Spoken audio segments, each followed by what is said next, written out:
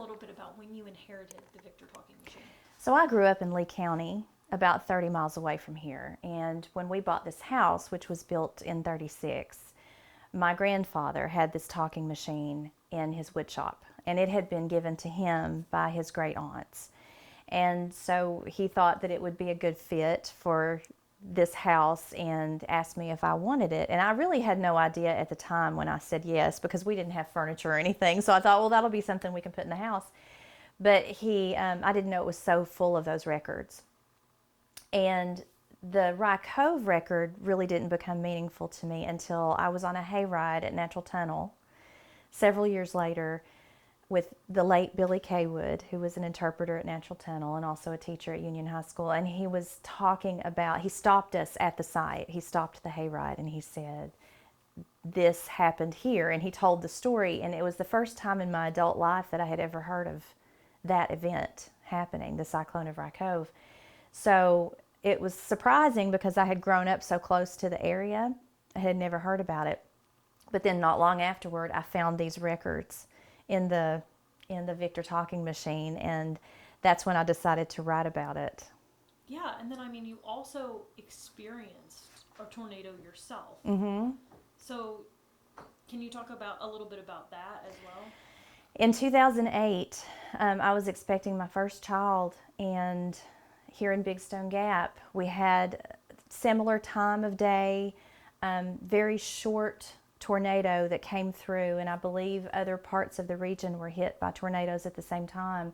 But it did a lot of damage. It destroyed some of the houses that had been here since the late 1800s. And no one, to my knowledge, was hurt, and no one died, but it did an incredible amount of damage. And when I came home, I had missed it by minutes, and when I came home, it looked like Poplar Hill had been hit by a bomb. The trees were snapped, trees were uprooted, all the lines were down, shingles had been blown away. Our shingles were slate, and they were hatcheted into trees across the street. So it gives you a whole new perspective on how terrifying that must have been for children. You know, to have experienced that and to be in a structure that collapsed on them. And then I think pretty often as I'm writing about this, I think about the community and what it did to the community to lose 12 of its kids all at once. Yeah, because I would say, going on this, you went on this ride and then having experienced that and then hearing about this cyclone, did that kind of pique your interest a little bit? Absolutely, yeah.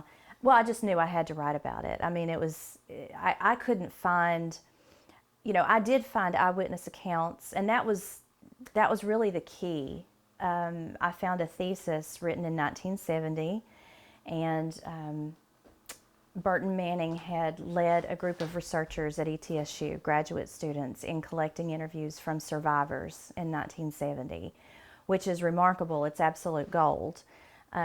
There are audio files and there are written accounts of what they experienced. And so you're able to see from the parents to the farmers that were in their fields to the principal to the students who survived the collapse of the building, all of these different accounts and all of these different perspectives of what happened. Why do you think it's important that we write these things down and that you write this book? Well, I think that our history is important, and Appalachia is a region of storytellers, and we are known for passing our stories down from generation to generation. And I think that's what's important about what the Carter family did. I don't think when they made that record that they were thinking about the money that it would bring in. I don't think they were considering it as, oh, this will be great entertainment. I really think that they believed it was important to immortalize the people who were lost and to remember what happened. And the same thing goes for writing our stories down. How will our children know? I mean, certainly we have YouTube and we have all of these things, but it's important to preserve. It's the preservation of our history. It's the preservation of our culture, our heritage. Wow, that's great. So tell me a little bit more about your book. You said that So I'm working on a book. It's hopefully going to come out in a year or two, and it's about all of these things, the song, what happened, the folklore surrounding the song.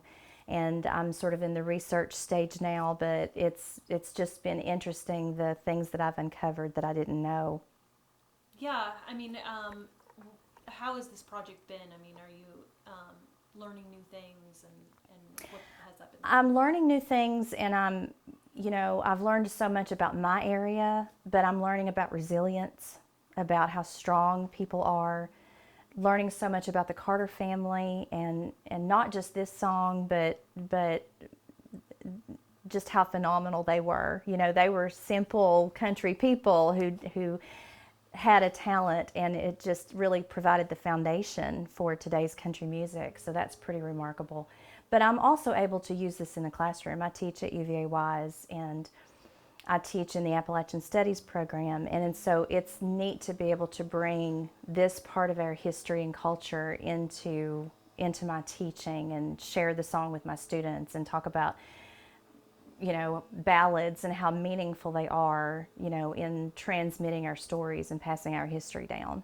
Yeah, so I mean, you teach about the cyclone then, right? I do. I actually taught about it this semester. So, yeah. How did the students react to that? Well, these students are 18, 19, 20 years old, and they for the most part hadn't heard about this event. This is almost 100 years old now, and so it's news to them when I tell them about it, but I think it's even more remarkable when they hear there's a song that goes along with it. But we talk about disaster songs in general, and disaster songs as a genre is, they've been around long before the Carter family started recording them, but you hear a lot about mining disasters and maritime disasters and train disasters in songs, but you don't hear a lot about weather-related disasters in songs. And I think I've found one or two other ones besides this one, but not many. And so I think that's another thing that makes it unique. But the students, I think, find it really interesting. Yeah. Yeah. Has there been any interesting things that, in particular, that stand out to you when you've done your research? I found recently a court document. The teacher who passed away, and I'm not sure if I'm going to get her name right. I think it's Ava Carter was her name, I think. She was the one, there were several teachers that day in the building, but she died, and she was the sole breadwinner. She and her mother lived on a farm, and she was the breadwinner. And her mother actually took the school district to court over her death. And they, of course, tried to say, well, this was an act of God. And reading that was really interesting, and watching how it was argued. And if I read it correctly, I don't have a law degree, but if I read it correctly, it looked like she won, and that they had to award her daughter's salary to her for the number of years until she would have not been teaching anymore, because she was left with no income. She was left with nothing because her daughter took care of her. That was really interesting. And I think the ways that people described the storm, it's everything from a black cloud to a yellowish looking sky. A.P. Carter said it was a yellow cloud that was just a rolling. That's how he said it, just a rolling over the mountain. And there are all these little differences, but they all line up. Everyone saw this one same thing, this giant dark cloud that just rolled over the mountain and suddenly dropped a funnel. So I think those things, and that's the great thing about research with something like this, as challenging as it is, because it was so long ago, it's fascinating when you uncover these little tidbits and like these written accounts in their own handwriting and things like that.